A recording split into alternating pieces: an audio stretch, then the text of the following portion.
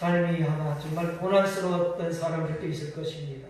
육체적으로, 정신적으로, 무엇보다도 영적으로 참 내 인생이 고달프다 이렇게 느껴보신 분들이 많을 것입니다. 그럴 때마다 우리는 예수님을 떠올립니다. 예수님께서 믿는 사람이 포기하면 안 되는 삶을 보여주셨는데 예수님은 공생애 동안의 생활 속에서 보여주신 내용이 두 가지가 있습니다. 그 첫 번째가 뭐냐면 하나님의 말씀을 따라서 순종하는 예수님. 예수님이 원하시는 것이 있었지만은 나의 원대로 마옵시고 아버지의 뜻대로 되기를 원합니다. 아버지의 원대로 되기를 원합니다 하면서 하나님 말씀에 순종하는 예수님을 보여주셨습니다. 뿐만 아니라 예수님은 밤이 새도록 새벽 시간까지 한적한 곳에서 날마다 기도하시는 예수님. 기도하는 삶을 보여주셨습니다. 우리가 2022년도에 큐티를 합니다. 벌써 저에게는 이제 5월, 6월달 큐티 책이 소포로 왔습니다. 이제 오면 또 여러분들과 함께 나눌 겁니다. 지금까지 우리는 바쁜 일정 아니면 어떤 사정으로 인해서 실천하지 못했다면 또 지금이라도 우리는 다시 도전할 수 있고 실천할 수 있습니다. 왜냐하면 예수님께서 끝까지 우리를 도와주시고 성령님께서 우리에게 감동을 주셔서 동행하기를 원하시기 때문입니다. 예수님은 말씀을 따라 순종하시면서 기도하시면서 사셨는데 오늘날로 말하면 경건의 시간을 가지시고 큐티하는 삶을 사셨습니다. 예수님은 경건의 시간 큐티를 하셨기 때문에 험악한 세상에서 인류를 구원할 일을 완성하실 수 있었습니다. 예수님은 말씀하셨습니다. 하나님 아버지와 나는 하나다. 하나님이 말씀하시는 말씀이 예수님 안에 계셨고 예수님이 말씀이셨고 말씀이 예수님이셨기에 예수님은 삶이 말씀이셨습니다. 오늘 우리도 마찬가지입니다. 하나님의 말씀 그리고 하나님께 드리는 기도하는 삶 하나님의 말씀을 따르는 삶을 통해서 이 땅에서 우리는 승리할 수 있습니다. 여러분 큐티는 하나님 앞에 고민하는 시간이 아닙니다. 사람들은 고민하는 시간으로 살아갑니다. 밤새도록 고민을 하면서 살아갑니다. 그렇지만 큐티도 기도도 말씀도 고민이 아닙니다. 그냥 생각하는 시간도 아닙니다. 하나님 앞에서 말씀을 듣는 시간이고 하나님 앞에 들었던 말씀을 그대로 살겠다고 고백을 하면서 기도하는 시간입니다. 성경을 반복해서 읽을 때에 하나님의 음성이 들려집니다. 하나님의 음성이 들려진 말씀을 가지고 그 말씀대로 하나님 앞에 기도하는 것입니다. 그런데 여러분 이 큐티하는 것은 시간을 드리는 것입니다. 사실 시간입니다. 시간과의 전쟁입니다. 하루에 20분, 30분 모든 생각을 다 내려놓고 오직 성경 말씀과 하나님 앞에 서는 시간은 이 시간은 아까운 시간이 아니라 하나님 앞에 드리는 시간이기에 가장 복 있는 시간이고 의미 있는 시간이고 가장 복 있는 시간, 중요한 시간입니다. 마귀는 이 시간을 방해합니다. 하나님 앞에 서려고 하는 시간, 하나님 앞에 말씀을 대하려고 하는 시간을 방해합니다. 일거리를 만듭니다. 우리의 마음을 불안하게 만들고 초조하게 만들고 복잡하게 만들어서 하나님 앞에 서지 못하게 합니다. 교묘한 방법으로 방해를 합니다. 그렇지만 우리는 말씀을 믿고 말씀대로 그렇게 살겠다고 결심을 하게 되고 그리고 순종하게 될 것을 다짐하게 되고 사는 것입니다. 그렇게 될 때에 빛이 나는 삶이 되는 거예요.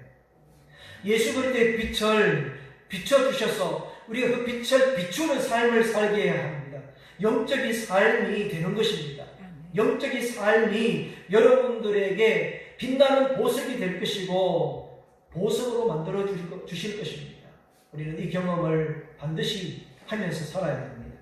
오늘 부활주일입니다. 부활주일. 말 그대로 다시 사신 예수님의 주일입니다. 다시 살아나신 예수님의 주일. 예수님께서 무덤에서 부활하시기 전에 어떠한 진실들이 있습니다. 예수님은 십자가에 숨을 거두셨습니다. 십자가에서 숨을 거두시기 직전에 예수님은 뭐라고 말씀하셨습니까? 7번의 말씀을 하십니다. 그 가운데 제가 두 구절을 소개를 할 것입니다. 요한복음 19장 30절입니다. 19장 30절 같이 한번 읽겠습니다. 예수께서 신 포도주를 받으신 후에 이르시되 다 이루었다 하시고 머리를 숙이니 영혼이 떠나가시니라. 그리고 누가복음 23장 말씀에 보시면 한번 읽습니다. 예수께서 큰 소리로 불러 이르시되 아버지 내 영혼을 아버지 손에 부탁하나이다 하고 이 말씀을 하신 후에 숨지시니라. 이 말씀이 마지막이에요. 다 이루었다는 6번째, 이 말씀은 7번째. 이 말씀을 하시고 숨을 거두셨어요. 운명하셨습니다. 예수님께서 십자가 위에 달리셔서 7마디를 하셨는데 이 말씀을 가상칠언이다 이렇게 말합니다. 가상칠언이 뭐냐면 십자가상에서 예수님이 말씀하신 7마디의 말씀을 가상칠언이라고 합니다. 예수님은 숨을 거두신 후에 무덤에서 장사되었습니다. 정말로 죽음을 맞이하셨습니다. 예수님은 진짜로 죽으셨습니다. 부활도 진짜 부활하셨고 우리의 구원도 진짜 구원입니다. 한 번 구원은 영원한 구원입니다. 그 구원을 뺏을 자가 없다고 했습니다. 예수님은 성경의 말씀대로 우리의 죄를 위해 죽으시고 장사 지내셨다가 예수님은 말씀대로 성경의 말씀대로 3일 만에 다시 살아나심을 받았다고 말씀을 하고 있습니다. 성경에 기록된 대로 예수님은 분명히 죽으셨고 무덤에서 장사되었고 성경에 기록된 대로 예수님은 분명히 사흘 만에 살아나셨습니다. 이것이 구원의 비밀입니다. 구원의 비밀이 여기에 있습니다. 다시 산다는 것은 죽음을 전제하고 있습니다. 죽어야 부활이 있습니다. 죽어야 합니다. 그런데 우리의 문제가 무엇입니까? 우리의 문제는 죽지 않으려고 하는 데 있습니다. 예수님께서 말씀하셨습니다. 마태복음 16장을 보겠습니다. 16장 24절 같이 읽겠습니다. 이에 예수께서 제자들에게 이르시되 누구든지 나를 따라오려거든 자기를 부인하고 자기 십자가를 지고 나를 따를 것이니라. 아멘. 누구든지 자기 십자가를 지고 나를 따르라. 자기를 부인하고 따르라는 것입니다. 우리가 신앙생활하면서 덫에 걸려서 넘어지는 이유가 어디에 있습니까? 옛사람을 죽지 않고 옛사람을 죽이지 않은 채에 잘 살아보려고 죽지 않고 잘 살아보려고 발부둥치기 때문입니다. 우리는 죽어야 합니다. 죽어야 다시 살 수 있습니다. 예수님은 요한복음 12장에서 하나를 믿으니 땅에 떨어 죽어야만이 많은 열매를 맺는다고 하셨어요. 요한복음 12장 24절 같이 읽겠습니다. 내가 진실로 너희에게 이르노니 한 알의 밀이 땅에 떨어져 죽지 아니하면 한 알 그대로 있고 죽으면 많은 열매를 맺느니라. 아멘. 아멘. 죽어야 됩니다. 죽어야 열매를 맺는다는 것입니다. 내가 죽지 않으면 자신은 그대로 있습니다. 하지만 내가 죽으면 자신은 물론이고 주변에 있는 많은 것들이 변화가 있고 많은 변화를 가져오게 됩니다. 자, 예수님께서 십자가에 못 박혀서 죽으셨기 때문에 인류가 죄 용서받는 변화가 일어났고 우리에게 있는 저주와 질병과 죽음의 문제가 제거되고 하나님의 자녀가 되는 특권을 누리게 된 것입니다. 예수님이 십자가에 죽으심으로 이루어진 것입니다.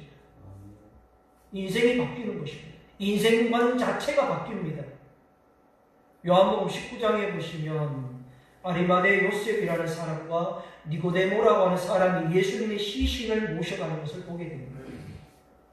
자, 19장 38절에 39절 보시면 아리마대 사람 요셉이 처음에는 두려워서 숨어 있었습니다. 그러나 예수님의 십자가의 사건을 보고 예수님이 십자가에서 운명하시는 그 순간까지 말씀하시는 것 예수님의 모습을 보면서 이제 드디어 빌라도에게 찾아가서 예수님의 시신을 가져가기를 원합니다. 그리고 39절 말씀에도 보시면은 예수님께 밤에 찾아가서 니고데모와 이제 찾아왔던 니고데모도 준비된 향품을 가지고 오는 것을 보게 됩니다. 인생관이 바뀌었습니다. 십자가의 능력이 아리마대 사람 요셉 그리고 니고데모를 붙잡고 있는 것처럼 십자가의 능력이 오늘 여러분들을 우리 모두를 사로잡기를 주님의 이름으로 축원합니다. 아멘. 십자가 예수님, 다시 사신 예수님, 예수님의 그 경험이, 예수님의 능력이 우리를 사로잡을 때에 우리가 인생관이 바뀌어지는 것을 보게 됩니다. 우리는 예수님을 믿는 사람들은 정체성이 확립되어야 돼요. 정체성이. 예수님을 믿는 우리는 예수님을 따를 때에 부끄러워해서는 안 됩니다. 전도하는 것을 부끄러워해서는 안 됩니다. 예수님을 믿으세요 라고 하는 말을 던질 때에 부끄러워해서 안 됩니다.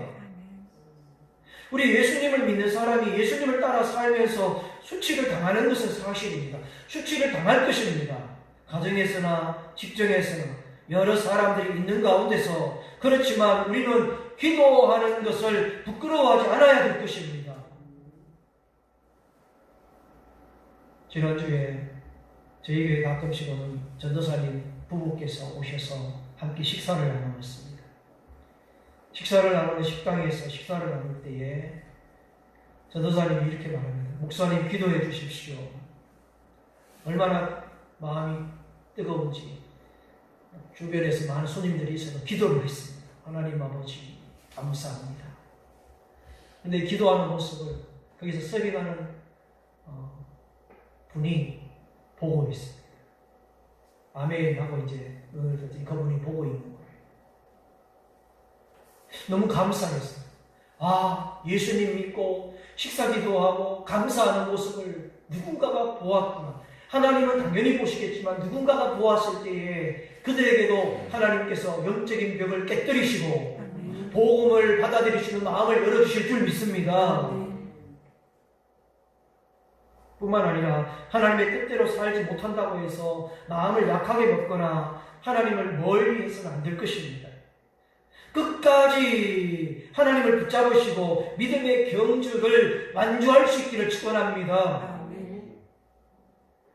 성경에는 크고 작은 여러 가지 기적이 기록되어 있어요. 그 가운데 대표적인 것이 있는데 구약 성경에서는 천지를 창조하신 천지 창조의 기적입니다. 신약 성경에서는 예수님이 부활하신 기적입니다. 이 두 가지가 신약 성경, 구약 성경의 대표적인 기적입니다. 천지 창조의 기적과 예수님이 부활하신 부활의 기적을 믿으면 성경에 나와 있는 모든 기적의 사건을 다 믿을 수가 있습니다. 다른 말로 말하면 기적은 인간의 초자연적인 사건인데 인간의 이성이나 인간의 상식 경험으로 이해할 수 없기 때문에 오직 영적인 믿음으로만이 이해할 수 있기 때문에 천지 창조 영적인 믿음으로만 이해할 수 있습니다. 예수님의 부활, 부활의 역사, 산자의 부활, 죽은 자의 부활, 부활의 역사도 영적인 믿음으로만이 이해할 수 있어요. 이 요한복음에 따르면 예수님의 부활을 처음 목격한 사람이 막달라 마리아라고 성경에 나옵니다. 1절 한번 보겠습니다. 읽겠습니다. 안식 후 첫날 일찍이 아직 어두울 때에 막달라 마리아가 무덤에 와서 돌이 무덤에서 옮겨진 것을 보고 안식 후 첫날 일찍이, 이 말은 그 주간 첫날 일찍이, 즉 이른 새벽에 라는 뜻입니다.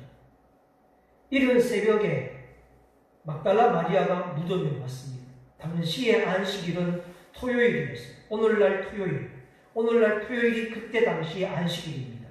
안식 후 첫날 일찍이니까 즉 오늘날 휴일날 새벽에 해 뜨기 전에, 어두울 때 해 뜨기 전에 새벽을 말합니다.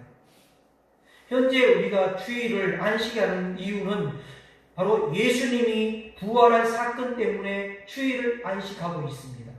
원래 인류의 안식은 토요일이었지만은 예수님께서 주일 새벽에 부활하셨기 때문에 오늘날 인류의 안식은 주일로 하고 있습니다. 당시의 유대인들은 토요일 안식일에는 활동할 수가 없었기 때문에 다음날 주일날 아침 해 뜨기 전에 일찍이 막달라 마리아는 예수님의 무덤을 찾아온 것입니다. 여러 명의 여인들이 있었지만은 요한복음에서는 막달라 마리아에 초점을 맞추고 있어요. 여러분들도 아시다시피 이 막달라 마리아는 어떤 여인입니까? 과거에 7 귀신이 들려서 살고 있었어요. 이 7 귀신이 들려서 더럽게 살고 있었지만은 예수님을 만나고 영생을 얻고 완전히 새 사람이 되어서 예수님을 따르던 여인이었습니다. 그녀가 무덤에 도착을 해보니까 무덤을 지키던 군인들은 없고 무덤 입구를 막았던 육중한 돌문은 치워져 있고 무덤 안을 보니까 텅 비어져 있습니다. 이 여인은 예수님의 시신이 없는 것을 보고 깜짝 놀랐습니다. 급하게 제자들이 있는 곳에 가서 베드로와 요한에게 이 사실을 알려줍니다. 2절 말씀 보겠습니다. 자, 시몬 베드로와 예수께서 사랑하시던 그 다른 제자, 이름은 밝히지 않고 있지만 그 사랑하는 제자, 다른 제자 요한입니다.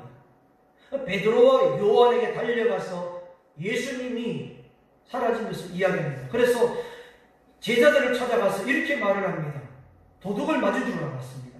예수님의 시신을 어디에 두었는지 모르겠다라고 말을 하고 있어요. 도둑 맞은 줄 알았어요. 어디에 있는지 모르겠다는 거예요. 베드로와 요한 또 충격을 받았습니다. 그리고 무덤으로 막 달려갑니다. 둘이 막 달려가는 거예요. 4절 말씀 같이 읽겠습니다. 둘이 같이 다름질을 하더니 그 다른 제자가 베드로보다 더 빨리 달려가서 먼저 무덤에 이르러. 여기 재밌는 내용이 있습니다. 요한은 자기 이름을 밝히진 않아요. 또 그냥 그 다른 제자라고만 밝히고 있는데 은근히 자기를 드러내고 있어요. 달리기는 자기가 더 잘한다. 베드로보다 내가 더 빠르다. 그래서 더 빨리 무덤에 갔어요. 막 달려가서 무덤에는 내가 먼저 갔다. 요한이 먼저 갔다는 것을 밝히고 있습니다. 그런데 먼저 도착했는데 무덤에는 안 들어가는 거예요. 무덤에 들어가지 않고 살피기만 합니다. 그런데 6절 말씀을 볼까요? 자, 같이 읽겠습니다. 시몬 베드로는 따라와서 무덤에 들어가 보니 세마포가 보였고. 자, 베드로는 늦게 따라왔어요. 달려왔는데 요한보다 늦었어요. 따라왔지만 베드로 성품은 급한 성격이다 보니까 그냥 무덤으로 확 들어가 버리는 거예요.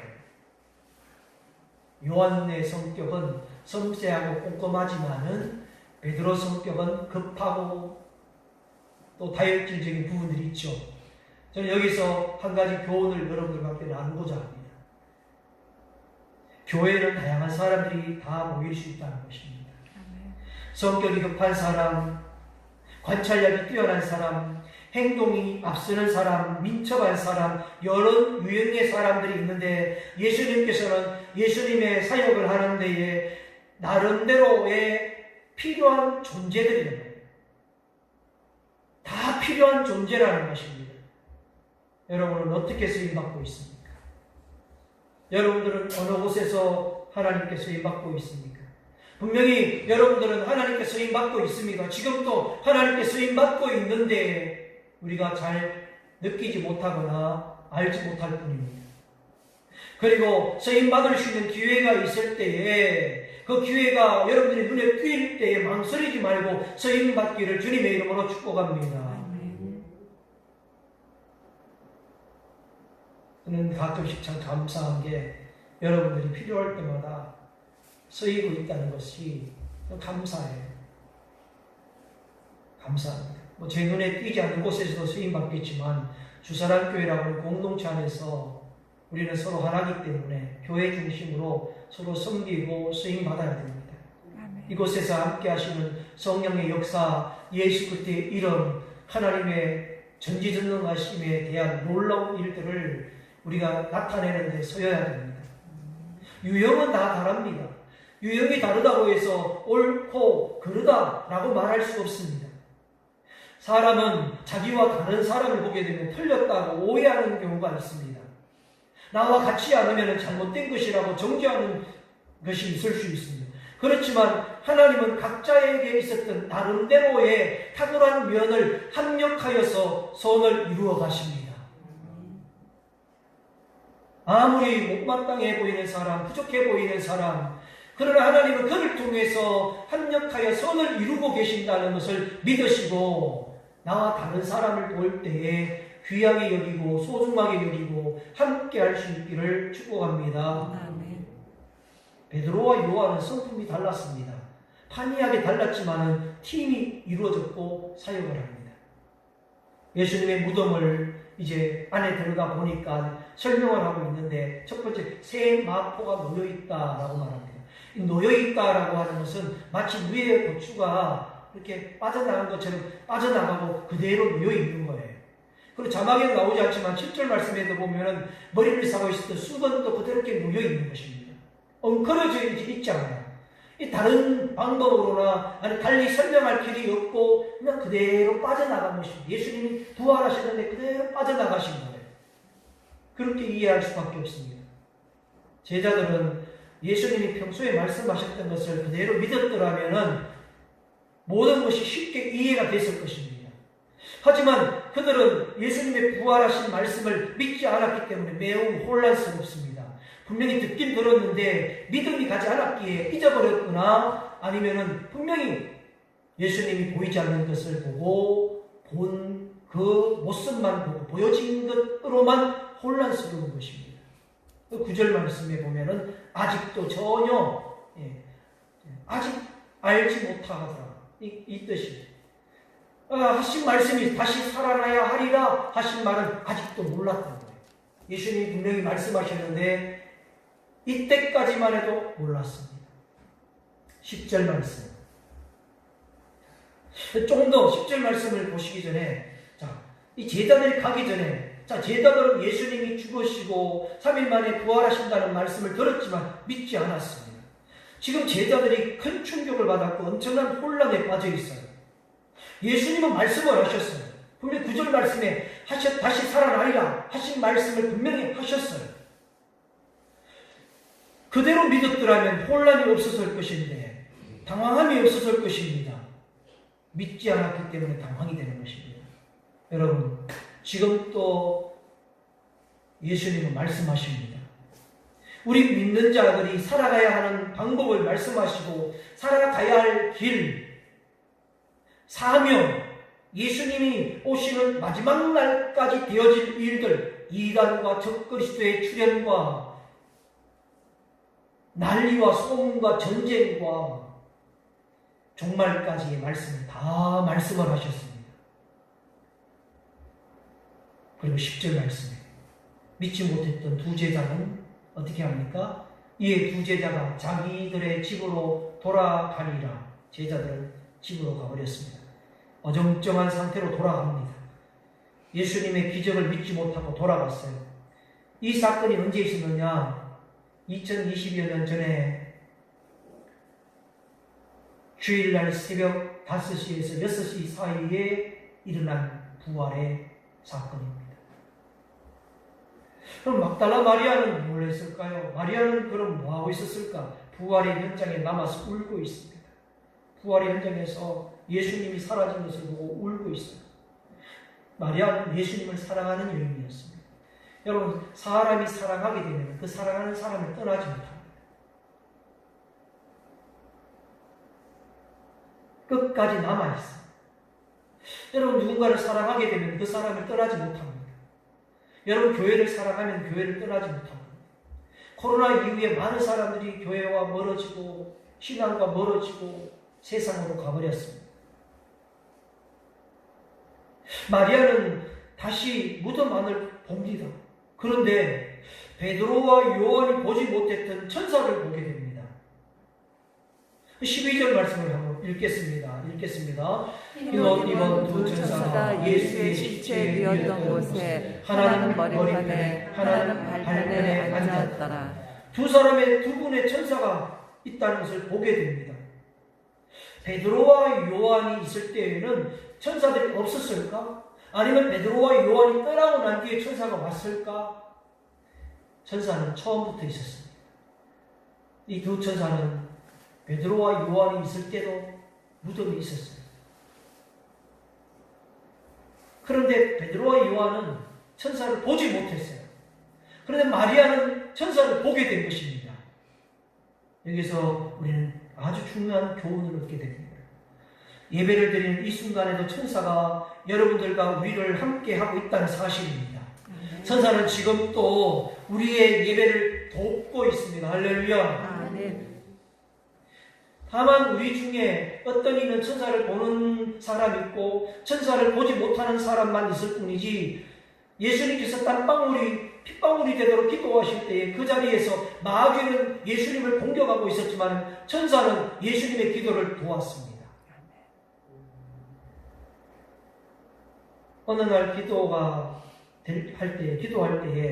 우리가 기도할 때에 갑자기 가슴이 뜨거워지고 막 지칠 것 같은 상황인데도 불구하고 힘이 솟고 찬송이 넘치고 말할 수 있는 기쁨이 솟는다면 그것은 성령님의 역사구나, 아니면 천사가 돕고 있는 것입니다. 성령의 역사입니다. 15절 말씀 같이 읽겠습니다. 예수께서 이르시되 여자여 어찌하여 울며 누구를 찾느냐 하시니 마리아는 그가 동산직인 줄 알고 이르되 주여 당신이 옮겼거든 어디 두었는지 내게 이르소서, 그리하면 내가 가져가리이다. 예수님이 말씀하셨지만 마리아는 처음에는 알아듣지 못합니다. 동산직인 줄 압니다. 영적인 벽이 있어서 그래요. 이 영적인 벽이 있으면 예수님을 못 봐요. 성령님 역사하는 것을 못 봅니다. 지금 또 예수님이 보이지 않고 예배를 도와주시는 천사도 보이지 못하는데 영적인 벽이 있으면 그럽니다. 예수님을 따라다니고 말씀을 들어도 알아듣지 못하고 듣지 못하는 것은 영적인 벽 때문에 그렇습니다. 16절 말씀입니다. 예수께서 이때 다시 마리아야 하고 부르십니다. 마리아여 하고 부르시는, 그제야 이 마리아가 정신이 번쩍 들었어요. 드디어 막달라 마리아는 예수님을 보게 됩니다. 돌이켜라고 하는 말은 예수님을 향하여서 돌아서다 이 뜻입니다. 마리아야 하는 예수님을 향해서 돌아왔습니다. 예수님이 보였습니다. 지금 우리 교회에서 마도와이즈 성경 공부를 하고 있습니다. 하교회 교인들, 또는 다른 교회 사역자, 사모님 이렇게 해서 몇 분이 성경 공부하고 있습니다. 그 중에 한 사모님이 간증을 하셨습니다. 저 간증을 들었습니다.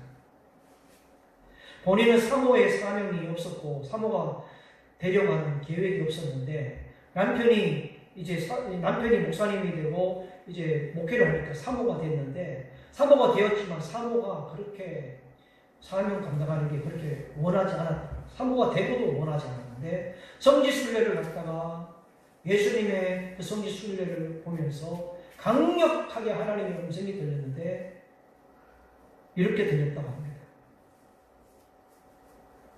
내 양을 돌봐주라. 내 양을 돌봐주라.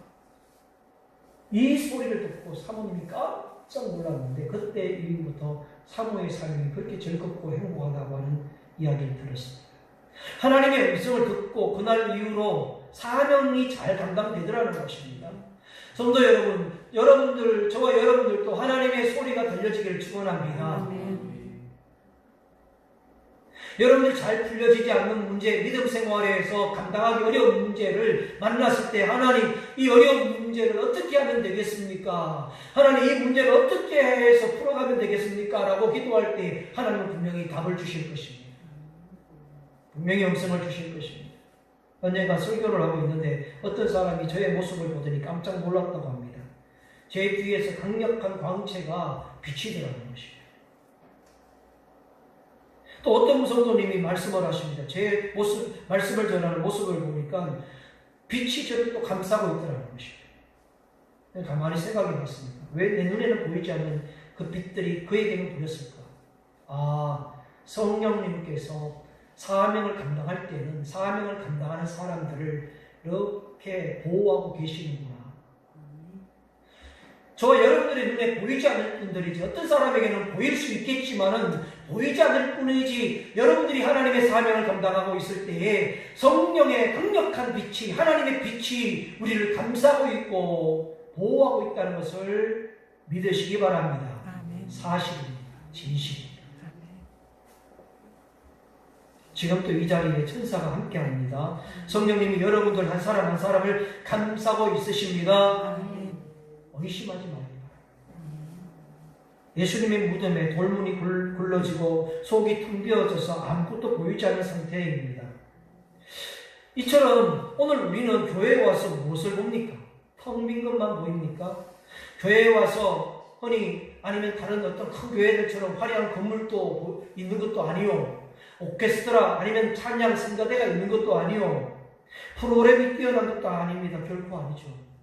우리는 부활하신 예수님을 보고 만나야 합니다. 아멘. 부활하신 예수님을 볼 수 있어야 됩니다. 아멘. 하나님께 예배드리고 예수님께서 함께 하시고 성령님이 예배를 도우시고 천군 천사가 우리를 돕는 것을 볼 수 있습니다.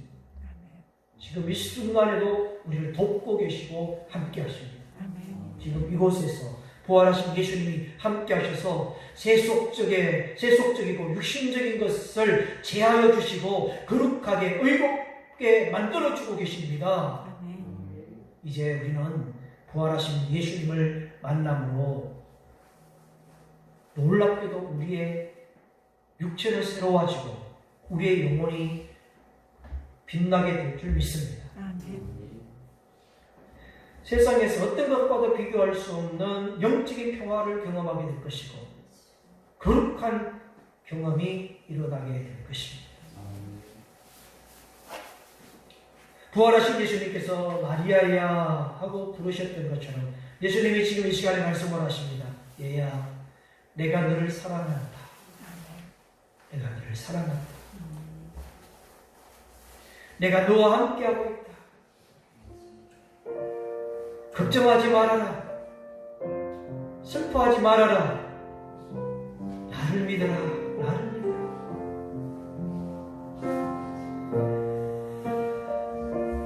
우리 이 시간에 찬송가 161장을 찬송하시면서 1절을 부를 수 있는 기도하겠습니다.